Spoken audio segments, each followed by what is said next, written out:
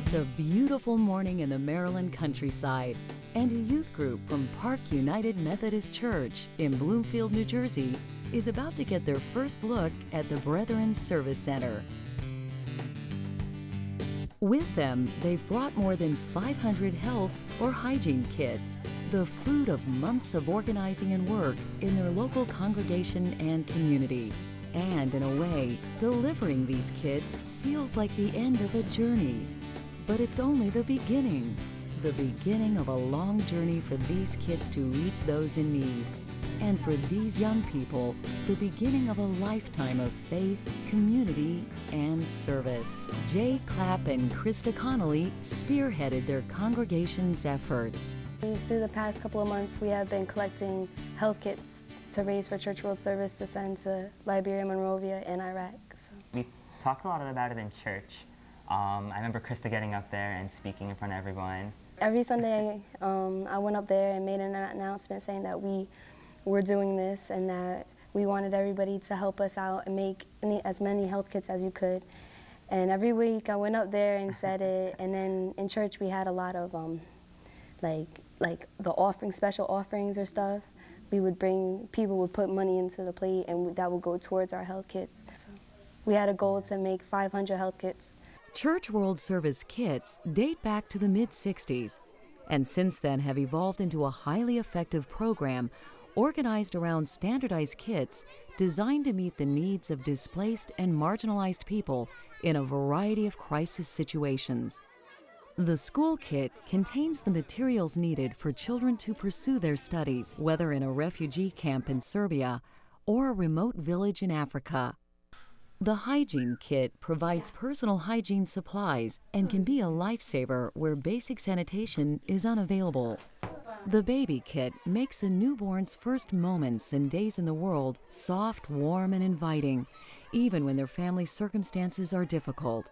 And the emergency cleanup bucket equips a family with supplies needed to begin cleaning their home in the wake of a natural disaster here in the U.S. I also remember during our Epiphany service, we had everyone, like almost the entire congregation of health kits, and the youth went around and collected them, and it was so wonderful. It was great to see everyone responding. These kits are made in congregations and communities across the U.S. by members who come together in loving acts of communal giving.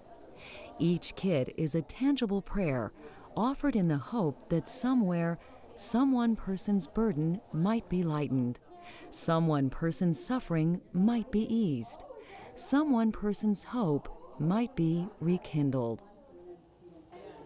And while the output from any one church might be measured in hundreds, or perhaps only dozens of kits, every single kit is important. Like rain falling gently on a mountainside, the brooks gather into streams, and the streams gather into rivers, all flowing to this warehouse nestled in the quiet Maryland countryside. But this warehouse is not the final destination.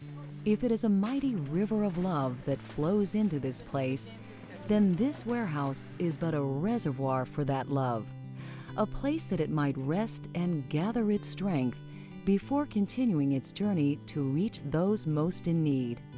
Shipments regularly stream out again, responding to human suffering created by natural and human-made disasters. And each day, Church World Service struggles to reach those on the furthest edges of these tragedies, to find the forgotten, to embrace the dispossessed. Well, my brother's, he's a Marine, and he went over to Iraq and everything, and he actually when he came back in church one day, he stood up and he actually told everybody like how one little health kit could mean so much to somebody, because the little kids used to run up to him and ask for anything. Suddenly hearing my brother say that and him going up and saying it to everybody else, I think it was very moving, and it made everybody realize that this is needed. Sometimes the circumstances are temporary. In the U.S., a violent tornado may leave a community virtually cut off from something as simple as a place to shop for ordinary household items. Sometimes the circumstances are chronic, Like these Balkan families cast adrift by the fallout of war and politics, displaced in their own country, living for years on end in what were supposed to be temporary workmen's barracks.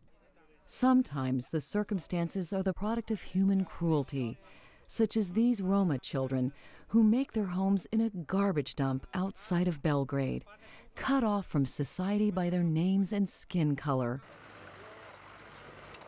And sometimes the circumstances simply ask us to reflect on our blessings and reach out.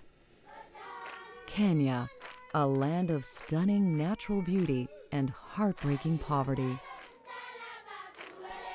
As part of its ongoing efforts to reach out to marginalized people, Church World Service ships thousands of school kits to be distributed to children in rural parts of Kenya. Some of the children have lost parents to HIV/AIDS, while others face the ever-present hardships of life, lived on less than $1 a day. It's a joy to see how something as simple as new pencils or box of crayons can bring such delight to a child's face. But this is not just about the pencils and crayons and erasers and rulers. It is about the one-to-one connection these items represent. Each one of these school kits started out in the hands of a single person back in the United States, made not with the hope of changing the world, but with the hope of changing one person's life.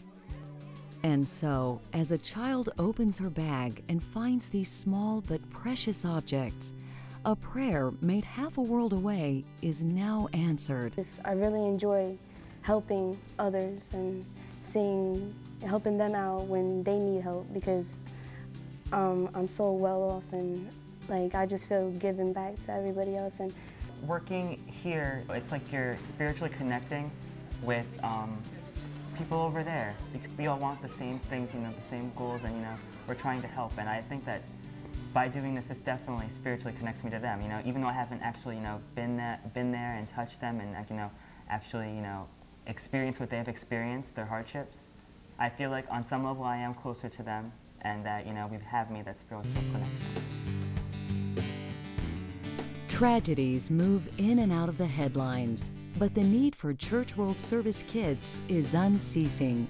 To keep flowing, this mighty river of love needs your help. To get started, visit www.churchworldservice.org/kits. There you'll find resources that show how easy it is to begin a kits project in your congregation or civic group. Church World Service Kits are an opportunity for you to share your faith, hope, and compassion in a direct, hands-on way.